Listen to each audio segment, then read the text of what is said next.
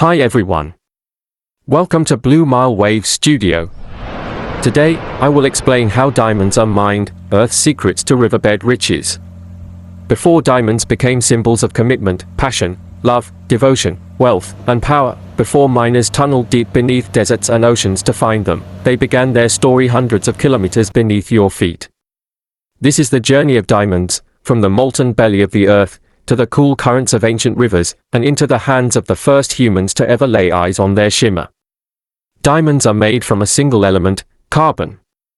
But what makes them so extraordinary is how that carbon transforms. Roughly 90 to 150 miles, 140 to 240 kilometers, beneath the Earth's surface, in the upper mantle, extreme conditions exist, temperatures over 1000 degrees Celsius and pressures exceeding 50,000 times that at sea level. Here, carbon atoms lock into a crystalline structure, what we call diamond. But these precious crystals would remain hidden forever if not for nature's violent delivery system, kimberlite eruptions. Millions, even billions of years ago, deep volcanic eruptions blasted diamond-bearing rock toward the surface, forming vertical pipes called kimberlite and lamproite pipes. Most diamonds we find today formed between 1 to 3.5 billion years ago, long before the age of dinosaurs. And yet, their journey was far from over. Over eons, wind, rain, and geological activity eroded those kimberlite pipes, slowly freeing the diamonds inside. Carried by rivers, landslides, and glacial flows, diamonds began to accumulate in alluvial deposits, riverbeds, floodplains, and coastal gravels. Unlike many minerals, diamonds are extremely hard and chemically inert, allowing them to survive long journeys intact. Heavier than the surrounding sediment, they settled in natural traps along riverbanks, inside gravel layers, and beneath dense overburden. These river-deposited diamonds, called alluvial diamonds, would later become the first to be discovered by human hands, often sparkling in the sun along shallow streams. The earliest confirmed diamond discoveries occurred in India, over 2,500 years ago. In the Golconda region, miners working along the Krishna and Godavari rivers began recovering glittering stones from gravel pits and shallow stream beds. These diamonds were unlike anything humans had ever seen, capable of scratching metal, glinting even in low light, and almost impossible to break. They became objects of mystery and power, adorning the crowns of Indian emperors and Persian rulers. For centuries, India remained the world's only known diamond source. The legendary Koh-i-Noor and other historic gems were likely mined from these alluvial fields. It was 1912, deep in the forests of what was then the Belgian Congo. A local villager, digging along a riverbank in Kasai, uncovered a strange stone, clear, brilliant, and harder than anything he had ever seen. That stone was a diamond. News reached colonial authorities quickly. By 1913, Belgian companies swarmed the region, and the Congo's first official diamond rush began. Within a few decades, the Congo would become one of the world's largest producers of industrial diamonds, its rivers and soils yielding millions of carats. But with wealth came control. Foreign powers built empires on Congolese diamonds, while the people who first uncovered them often remained in poverty. That first shimmering stone didn't just change history. It set the stage for a century of exploitation, resistance, and resilience beneath Congo's soil. Deep in the heart of Central Africa, where the forests breathe with ancient life and rivers carve through the land like veins of liquid earth, lies Kasai Occidental. This province in the Democratic Republic of Congo is a place of natural wonder and hidden wealth, a land where time moves slowly, and the river carries more than just water. Beneath these muddy currents, far below the surface, lie fragments of the Earth's deepest secrets, diamonds, formed under unimaginable pressure over billions of years, now scattered across ancient alluvial beds. For generations, locals have scoured these waters by hand, sieving gravel in hope of a shimmer. But today, a new kind of mining is taking root here. One powered by machines, precision, and a deeper understanding of the geology beneath their feet. This is the modern frontier of riverbed diamond mining, where tradition meets innovation, in one of the most remote and mineral-rich corners of Africa. The river flows quietly, but never without purpose. It has carved these channels for millennia, shifting stone, soil, and secrets along its path. Here in Kasai Occidental, it isn't just water that moves through these currents, it's history. Stories of labor, of dreams, of discovery, all passed down like folklore whispered by the flow. But today, a different rhythm rises beside the banks. The hiss of pressure valves. The clang of metal on metal. The deep mechanical growl of engines being brought to life. This is no ordinary day by the river. Miners are readying a new generation of tools, hydraulic dredgers, slurry pumps, and conveyor systems, designed to reach where hands alone cannot. They are not just searching for stones. They are chasing legacies, buried beneath meters of silt and time. In these moments, before steel meets riverbed, there's a quiet tension, the kind that only exists when the earth is about to give something up. With the morning mist still rising off the water, the dredgers come alive. These machines may seem simple at first glance, floating barges with hoses and pipes, but they are the miners' most powerful allies in the hunt for diamonds. At the heart of the system is the hydraulic dredger, using immense water pressure to break apart the riverbed. It blasts loose the layers of sediment, gravel, and clay that have built up over centuries, unearthing the ancient channels where diamonds have settled. The result is a churning mix of water and material, a muddy slurry, that's immediately drawn up through thick industrial hoses. Unlike traditional hand-dug pits or artisanal pans, these machines can reach depths of 8 to 10 meters, targeting the densest, untouched layers of gravel where heavier minerals, like diamonds, naturally settle after being eroded from ancient kimberlite pipes upstream. Every motion is controlled with precision. A slight shift of the nozzle, a change in pressure, it can mean the difference between days of worthless gravel and a single strike of fortune.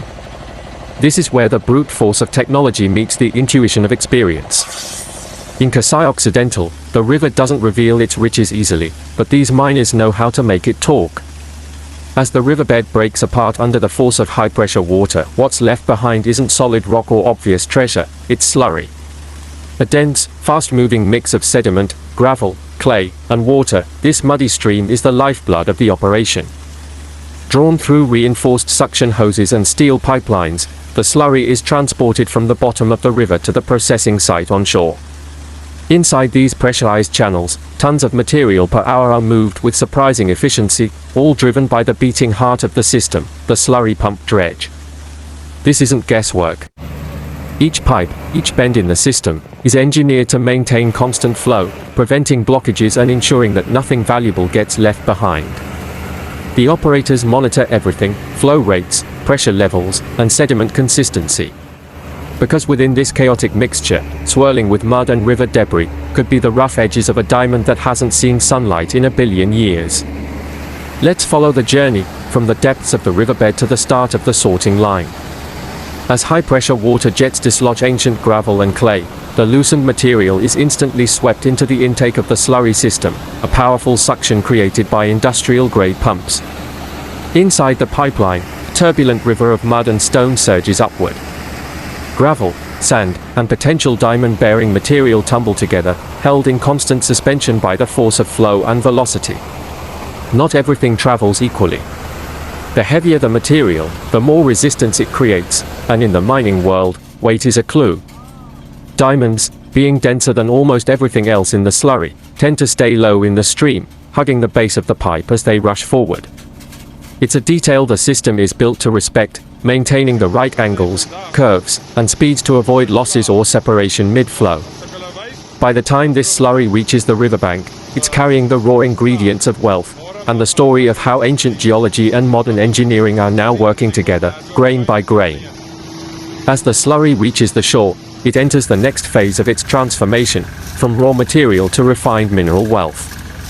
The mixture is discharged into large dewatering screens, where water is separated from the solid material. What remains is a heavy, damp mass of gravel, sand, and rock, the potential birthplace of diamonds. Now gravity and engineering take over. A network of industrial conveyor belts transports the sediment from the riverside to the heart of the processing facility. These belts don't just carry weight, they carry hope. Layer after layer of ancient earth, moving in steady rhythm, guided by rollers and motors designed for relentless work. Before anything can be concentrated or separated, the material must first be sorted by size. Oversized rocks are filtered out, while medium and fine gravels, the layers most likely to host diamonds, diverted for deeper analysis. Every meter of belt is monitored, every ton of material documented. Because in this controlled chaos, even a single missed stone could be a carat of untold value. The conveyor is more than a transport system. It's a moving gateway, from the unknown depths of the river, to the scientific precision of mineral separation. After working with large machinery, small-scale miners move to the next step, dig into the gravels from the riverbanks and shallow beds, hauling buckets of gravel and sand to the surface.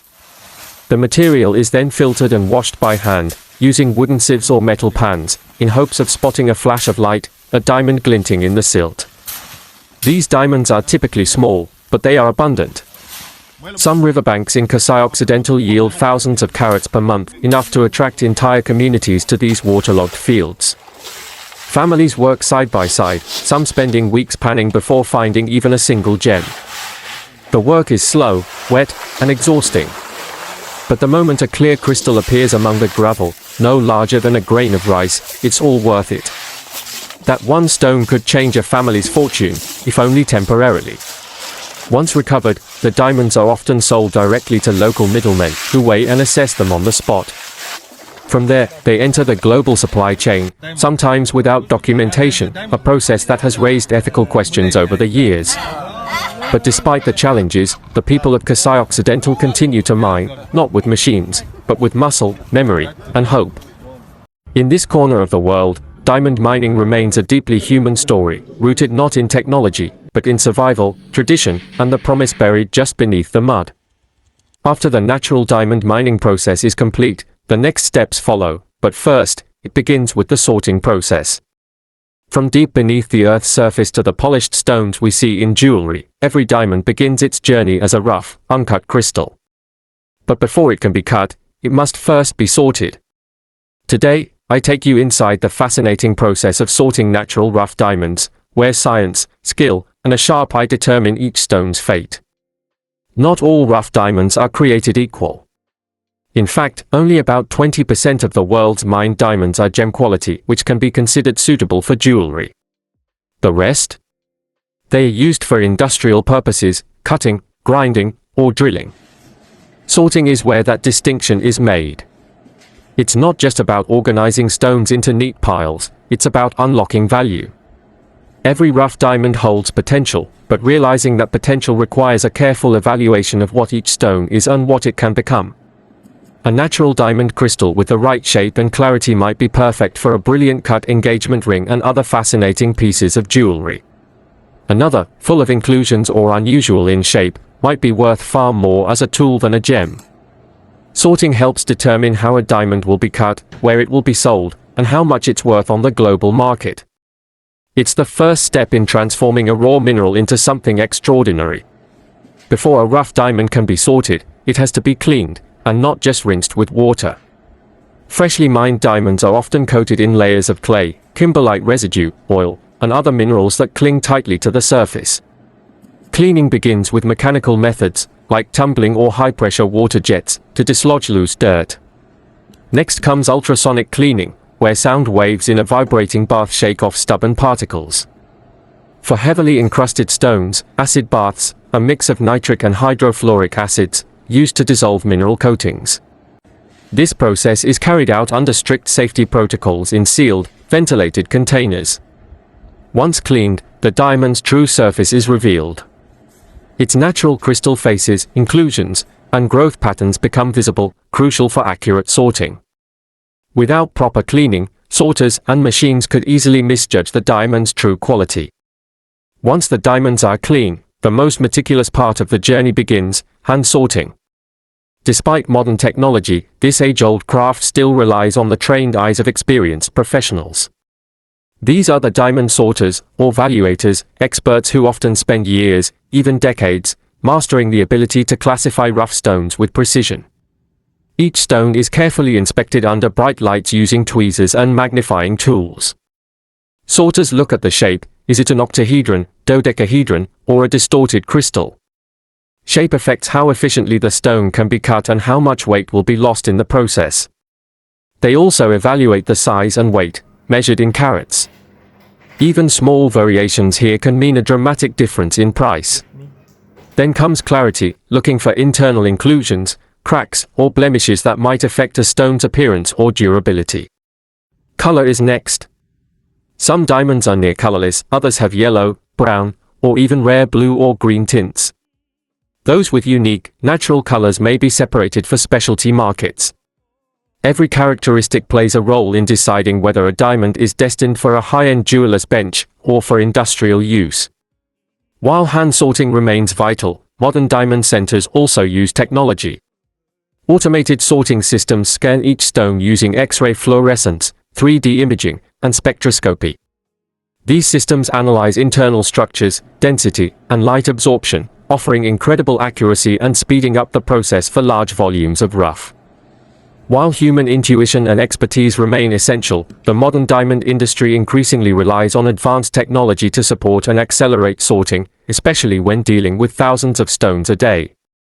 Automated sorting machines use a combination of X-ray transmission, 3D laser scanning, and spectroscopy to assess a diamond's internal and external qualities. These machines can identify things the human eye might miss, like tiny internal stress zones, hidden inclusions, or subtle color differences. X-ray imaging is particularly useful in detecting stones that contain nitrogen or have unusual crystal densities. 3D scanning maps the exact geometry of each stone, helping to estimate potential yield during cutting. Spectroscopic analysis, meanwhile, examines how a diamond absorbs and reflects light, which helps determine its true color grade and even identify synthetic or treated stones. The goal isn't to replace human sorters, but to enhance consistency, speed, and accuracy, especially in high-volume operations. Together, humans and machines form a powerful team that ensures each diamond is placed in its proper category. Once rough diamonds have been cleaned, hand-sorted, and scanned, the final classification step involves sorting them by market segment. This step aligns each diamond with its ultimate destination in the supply chain, whether luxury or labor. Gem-quality diamonds are those with the clarity, color, and shape that make them suitable for cutting and polishing into jewelry. These stones are further grouped into subcategories, ideal for brilliant cuts, step cuts, or fancy shapes, based on how much value can be extracted during the cutting process. On the other hand, industrial-grade diamonds are not suitable for jewelry due to visible flaws, irregular shapes, or off-colors. But they are still incredibly valuable for their hardness. These diamonds are sorted based on size and toughness, then used in cutting tools, mining drill bits, lasers, and even high-tech heat conductors. By dividing diamonds based on use case, the sorting process ensures each stone goes exactly where it can be most effective, whether that's dazzling on a red carpet or grinding through bedrock. In today's diamond industry, ethics and transparency are just as important as clarity, color, size, and carat weight. As rough diamonds are sorted, they are also tracked and documented, ensuring each stone meets global standards for responsible sourcing. The Kimberley Process Certification Scheme, established in 2003, plays a vital role in this effort. It aims to eliminate the trade of conflict diamonds, stones that fund armed conflict or human rights abuses. Participating countries must certify that each diamond shipment is conflict-free, with verified paperwork tracing its origin. Modern sorting centers often go a step further, using blockchain technology, tamper-proof labeling, and digital tracking systems to provide end-to-end traceability. This not only ensures compliance, but also builds trust with consumers who increasingly demand ethically sourced gems. By embedding accountability into the sorting process, the industry safeguards not just the value of the diamond, but its integrity. After the diamonds are fully sorted, the final step is preparing them for sale. Each parcel is grouped based on size, shape, quality, and color grade, creating consistent, market-ready lots. These parcels are weighed, labeled, and sealed, often with unique barcodes or serial numbers for tracking.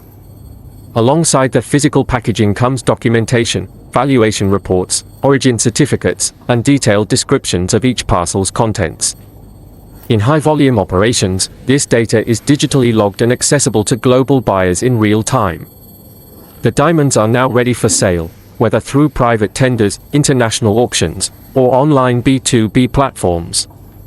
Some parcels go directly to manufacturers for cutting, while others are snapped up by dealers, traders, or investment buyers. At this point, the journey from mine to market enters its next phase. The rough diamond, once buried deep underground, is now just steps away from becoming a polished gem or an indispensable tool. Sorting rough diamonds is more than just categorization, it's the gateway to transformation. Before a diamond sparkles on a ring, it first must be seen, understood, and chosen.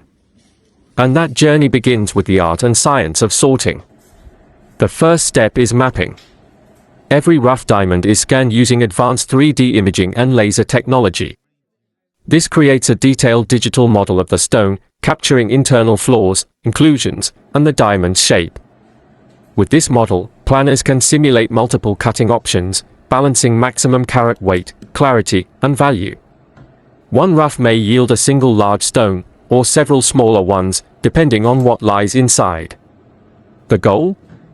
To maximize beauty and market value, while minimizing waste. Even a single decision can mean the difference between a $5,000 gem and a $50,000 one.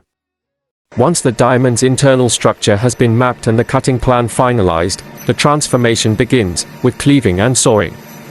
At this stage, the diamond is divided into parts, setting the foundation for its final shape. But this isn't simple slicing. A rough diamond has natural cleavage planes, invisible fault lines within its crystal structure. Master cutters use these planes to guide where the diamond will split cleanly, and where it won't. Cleaving involves scoring the diamond along a cleavage line, then delivering a precise strike with a special steel blade. It's a delicate balance, too soft, and the diamond won't break. Too hard or off target, and the entire stone can shatter. For more complex cuts or irregular shapes, cutters turn to diamond-edged saws or laser cutters, which slice through the stone with microscopic precision. Some saws spin at over 15,000 RPM, using diamond dust to grind through one of the hardest substances on Earth. Every cut is irreversible. It's a moment of commitment, where decisions made in microns determine the diamond's fate and its value. Next is bruting, the process of shaping the diamond into a round outline or its intended final shape. Ironically, only another diamond is hard enough to cut or shape a diamond, so gem cutters use diamond-on-diamond friction to get the job done. This stage forms the basic geometry of the stone, whether it's a round brilliant, pear, emerald, or cushion cut. Now, the real artistry begins, faceting. Each facet, or flat surface, is carefully angled and polished to control how light enters, reflects, and exits the stone. A standard round brilliant diamond has 57 or 58 facets, each positioned to enhance brilliance, fire, and scintillation. One wrong angle, even by a fraction of a degree, can dull the entire stone. Master diamond cutters may spend days or even weeks crafting a single gem. Their work is guided by a deep understanding of physics, geometry, and years of experience. Once all the facets are cut, the diamond undergoes a final polish. Each surface is brought to a mirror-like finish, free of scratches or polish lines. Then, a trained gemologist inspects the diamond for symmetry, polish grade, and optical performance. Only then is it ready for certification and sale. From a dull, rough crystal buried deep in the earth to a dazzling gem fit for royalty, the transformation is nothing short of remarkable. Every polished diamond carries a story, of nature's pressure, human ingenuity, and the eternal pursuit of perfection. Subscribe for more videos like this.